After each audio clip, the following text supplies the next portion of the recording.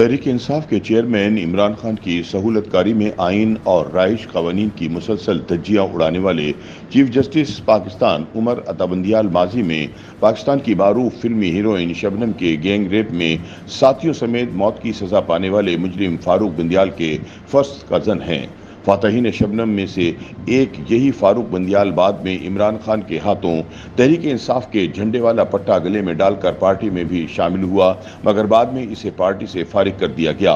जिस तरह उमर अता बंदियाल अपने खानदान के चहीते इमरान खान को रिलीफ देने के लिए आइन और कानून को बालाए ताक रखने की नई नई मिसालें कायम कर रहे हैं, इसी तरह उस वक्त के डिक्टेटर फौजी हुक्मरान जनरल जियाउल हक, जिसने साबिक वजीर आजम जुल्फ़िकार अली भुट्टो की सजाए मौत से मुतालिक रहम की अपील को बैक जुम्बिश कलम ये कहकर मुस्तरद कर दी थी कि इस्लाम मसावात का कायल है और वो निज़ाम अदल की राह में हायल नहीं होंगे, मगर उसी जियाउल हक ने फातहीन शबनम यानी फारूक बंदियाल और इसके साथियों की सजाएं उम्र कैद में तब्दील कर दी और फिर कुछ अरसे जेल में रहने के बाद ये लोग रिहा हो गए। सीनियर सहाफ़ी बिलाल गौरी वी न्यूज़ में अपने एक कॉलम में बताते हैं कि जब मौलवी मुश्ताक हुसैन लाहौर हाई कोर्ट के चीफ जस्टिस थे, जबकि अनवारुल हक सुप्रीम कोर्ट के चीफ जस्टिस थे और भुट्टो के खिलाफ कत्ल के मुकदमे की कार्रवाई जारी थी, तो लाहौर में एक ऐसी घिनौनी वारदात हुई जिसने पूरे मुल्क को हिला कर रख दिया। अदाकारा शबनम, जो गुलबर्ग के बंगला नंबर 9B में रहती थी, 12 और 13 मई की दरमियानी शब चंद पढ़े लिखे डाकू, जिनका सरगुना फारूक बंदियाल था, फिल्मी अंदाज में शबनम के घर में दाखिल हुए। उनके शौहर रोबन घोष को रस्सियों से बांध दिया और रात भर ना सिर्फ लूट मार करते रहे बल्कि मुबैना तौर पर अदाकारा शबनम का गैंग रेप भी किया।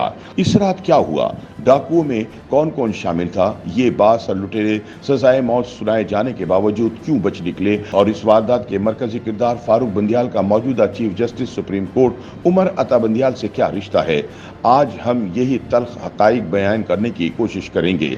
बिलाल गौरी लिखते हैं कि अदाकार शबनम, जिनका असल नाम झरना था, उन्होंने 1962 में फिल्म चंदा में माविन अदाकारा के तौर पर काम किया, जिसके बाद इन्हें इस कदर पजीराई मिली कि वो देखते ही देखते फिल्मी दुनिया की सबसे बड़ी हीरोइन बन गई।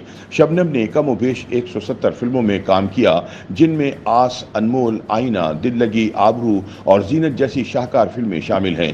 70 और 80 की दिहाई में शबनम और नदीम की जोड़ी बहुत मकबूल हुआ करती थी।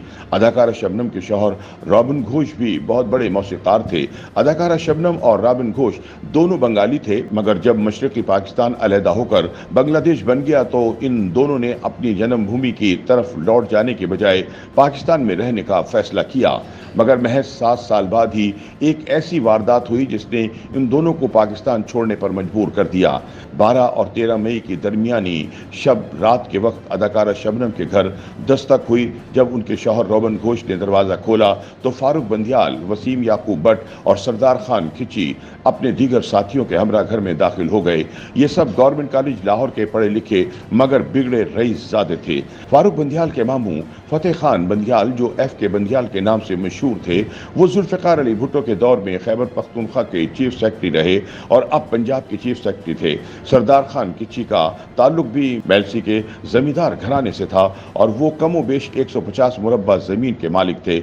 इसी तरह वसीम याकूब भट्ट और दीगर नौजवानों का ताल्लुक भी खाते पीते घरानों से था। इस वारदात में मुलव्विस मुलजिम फौरी तौर पर गिरफ्तार तो कर लिए गए, मगर चूंकि मुलजिमों का ताल्लुक निहायत बाअसर खानदानों से था, इसलिए अदाकारा शबनम को यह केस वापस लेने के लिए मजबूर किया जाता रहा। मगर पूरी फिल्म इंडस्ट्री उनकी पुष्ट पर खड़ी हो गई।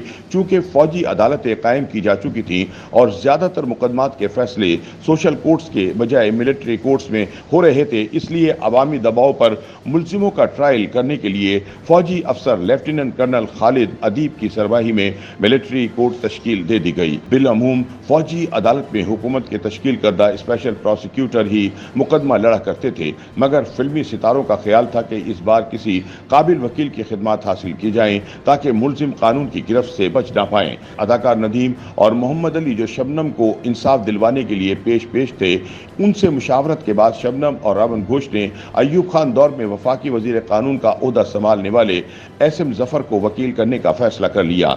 शायद SM जफर की इंतखाब की एक वजह यह भी थी कि वो मलका पुखराज के दामाद हैं। मारूफ गुलकारा اداکارہ طاہرہ سید ان کی سالی ہیں اور اسی نسبت سے ان کی فلمی دنیا سے اچھے تعلقات رہے ہیں۔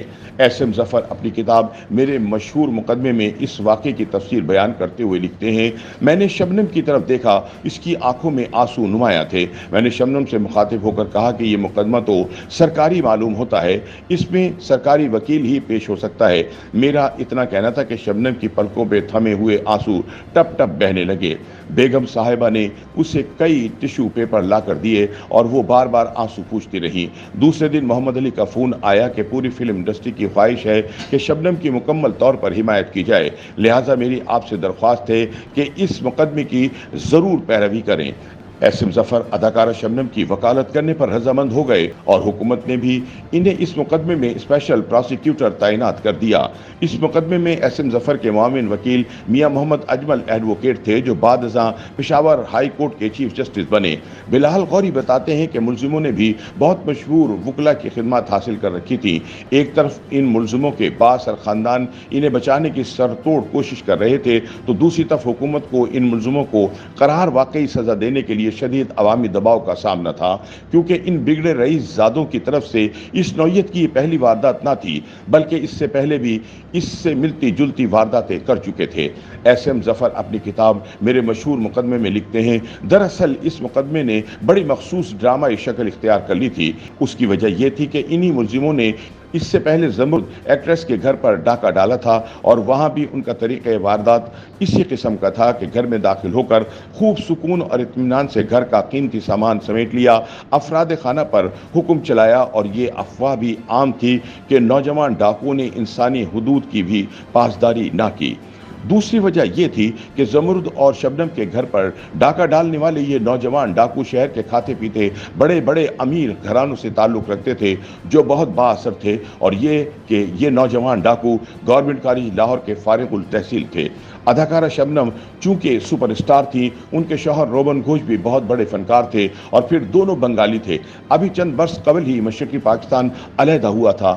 سقوط ڈھاکہ کے دوران بنگالیوں کے ساتھ ہوئے مظالم کی کہانیاں زبان زد عام تھی، اس لیے یہ واردات انٹرنیشنل نیوز بن گئی اور ملزموں کو قانون کے کٹہرے میں لانا حکومت کی مجبوری بن گیا۔ معروف صحافی خاور نعیم ہاشمی، جو ان دنوں ضیاء الحق پر تنقید کی پاداش میں لاہور کے سینٹرل جیل میں قید تھے، وہ جیل میں فاروق بندیال، وسیم یعقوب بٹ اور ان کے دیگر ساتھیوں کے اثر و رسوخ سے متعلق اپنے ایک مضمون میں لکھتے ہیں کہ وہاں 6 نئے قیدیوں کا اضافہ ہوا تھا، جنہیں فاتحین شبنم کے لقب سے پکارا جاتا تھا۔ بہت دھاک تھی ان لڑکوں کی جیل میں، لگتا تھا سپرنٹنڈنٹ سمیت جیل کا سارا عملہ ان کے ماتحت ہے۔ ان دنوں لاہور کا سب سے بڑا بدماش شاہیہ پہلوان بھی اسی جیل میں تھا۔ اسے جیل کے اندرونی گیٹ کے قریب بورڈ کے درخت تلے بیٹھنے کی اجازت بھی ان لڑکوں سے لینا پڑتی۔ وہ لڑکے تو جیلر کی کرسی پر بیٹھ کر عملے کو احکامات صادر کیا کرتے تھے۔ سورج ڈھلنے پر کوٹھڑیوں میں بند کیے جانے سے پہلے آدھا گھنٹہ واک کی اجازت ملی تو ایک دن فاتحین شبنم سے ملاقات ہو گئی۔ میں نے ان سے پوچھا، تم نے ایک نامور ایکٹریس سے اجتماعی زیادتی کیوں کی؟ یہ جرم شبنم کے شوہر اور ان کے کمسن بیٹے رونی کو زنجیروں سے باندھ کر ان کے سامنے کیوں کیا؟ اور یہی واردات چند دن پہلے اداکارہ زمرد کے گھر کیوں کی گئی؟ فاروق بندیال اور اس کے ساتھیوں کا دعویٰ تھا کہ وہ سب شبنم کے گھر ایک عرصے سے جا رہے تھے۔ ہر شام وہاں جوا ہوتا تھا، جو اکثر فجر تک جاری رہتا۔ وہاں زمرد ہی نہیں، کئی اداکارائیں اور تاش کی شوقین ایسی خواتین دیکھی جن میں کئی بڑے گریڈ کی بیوروکریٹس کی بیویاں ہوتی۔ ہمیں وہاں لوٹا گیا۔ وہاں ایسا سسٹم تھا کہ وہ جسے چاہیں جتوا دیں، جسے چاہیں تلاش کر دیں۔ ہم بھی اس گیم کے کھلاڑی ہیں۔ جب ہمیں پتہ چلا کہ فکسنگ ہوتی ہے تو ہم نے انتقام میں یہ دونوں وارداتیں کی۔ اس دور میں فاروق بندیال اور اس کے ساتھی ملزم مزے لے کر نہ صرف ان اداکاروں کے جسمانی خد و خال اور پیچ و خم کا احوال بتایا کرتے تھے، بلکہ نہایت ڈٹائی سے جوئے والی کہانی کو بطور جواز پیش کیا جاتا تھا۔ اداکارہ شبنم خود اعتراف کرتی ہے کہ ان کے گھر آئے روز پارٹیاں ہوتی تھیں اور کچھ بعید نہیں کہ وہاں جوا بھی ہوتا ہو، مگر فاروق بندیال، سردار خان کچی اور وسیم یعقوب بٹ نے ساتھیوں سے مل کر جو گھناؤنی واردات کی، اس کی کوئی صفائی نہیں دی جا سکتی۔ बिलाल गौरी लिखते हैं कि अदाकारा शबनम का कम सिन बेटा रूनी, जो तब महज 9 साल का था, वो इस वाक़े से नफ्सियाती तौर पर शदीद मुतासिर हुआ और शबनम ने इसे फौरन बैरून मुल्क भिजवा दिया। बिलाल गौरी के मुताबिक फौजी अदालत में समाअत हुई तो अदाकारा शबनम को बयान रिकॉर्ड करने के लिए बुलाया गया। शबनम फिरोजी रंग की फूलदार साड़ी में मलबूस और सफ़ेद शाल ओढ़े बहुत वक़ार और तमकनत से चलते हुए कमरे अदालत में दाखिल हुई। मुलजिमों के चेहरे मुरझाए हुए थे। शायद इन्हें तवक्को नहीं थी कि शबनम तमाम तर दबाव के बावजूद उनके खिलाफ गवाही देने के लिए आएंगी। शबनम ने वाक़े की रूदात बयान करते हुए कहा कि इसके घर में दाखिल होने वाले मुलजिमों का सरगुना फारूक बंदियाल था। तफसील बयान करते हुए शबनम बार बार अपने आंसू साफ कर रही थी। शबनम से पूछा गया, क्या आप अदालत में मौजूद उन मुलजिमों को शनाख्त कर सकती हैं? शबनम की हिम्मत जवाब दे गई और वो सिसकियां लेकर रोने लगी तो अदालत के सरबराही करने वाले लेफ्टिनेंट कर्नल खालिद अदीब ने सख्ती से कहा, मैडम अपने आप को संभालें, ये अदालत है, यहाँ आपको कानून के मुताबिक शहादत देनी है। अदालत के इन बात पर शबनम ने अपनी हिम्मत मुजतमे की और बाआवाज़ बुलंद कहा, मैंने इन सबको पहचान लिया है, मैं इन्हें क्यों नहीं पहचानूंगी? उन्होंने मेरा सब कुछ लूट लिया है, मेरा सुकून, मेरा इत्मीनान तबाह करके रख दिया है। फौजी अदालत ने समाअत मुकम्मल करने के बाद 5 मुलजिमों को सजाए मौत सुना दी। एक मुलजिम को 10 साल कैद बामुशक्कत की सजा सुनाई गई, जबकि एक मुलजिम को रिहा कर दिया गया। सजा सुनाए जाने के बाद एक बार फिर अदाकारा शबनम पर दबाव डालकर माफी दिलवाने की कोशिश शुरू हो गई और अदाकारा शबनम अपनी जान बचाने के लिए इन बासर मुलजिमों को माफ करने पर रजामंद हो गई। पाकिस्तान की तारीख में एक और अनोखा वाक़या पेश आया कि वकील इस्तकाज़ा एसएम जफर ने मुलजिमों की तरफदारी करते हुए जनरल ज़ियाउल हक को खत लिखकर अपील की कि पढ़े लिखे मुजरिमों को रहम का मुस्तहिक समझते हुए इनकी सज़ा कम कर दी जाए। बहरहाल जनरल ज़ियाउल हक, जिन्होंने साबिक वज़ीर आज़म जुल्फ़िकार अली भुट्टो की सज़ाए मौत से मुताल्लिक रहम की अपील बैक जुम्बिश कलम ये कहकर मुस्तरद कर दी थी कि इस्लाम मसावात का कायल है और वो निज़ाम अदल की राह में हायल नहीं होंगे। उन्होंने फारूक बंदियाल और उनके साथियों की सजाएं उम्र कैद में तब्दील कर दी और फिर कुछ अरसे जेल में रहने के बाद ये लोग रिहा हो गए। रिहा होने के बाद एक और प्रोपेगेंडा ये किया गया कि इन्हें गैंग रेप के जुर्म में सजा नहीं हुई बल्कि डकैती के इल्ज़ाम में मुजरिम करार दिया गया। मगर हकीकत ये है कि निज़ाम अदल और निज़ाम हुकूमत ने मिलकर इन बाअसर मुजरिमों की पर्दापोशी करने की कोशिश की, वरना डकैती की ज़्यादा से ज़्यादा सज़ा उम्र कैद है।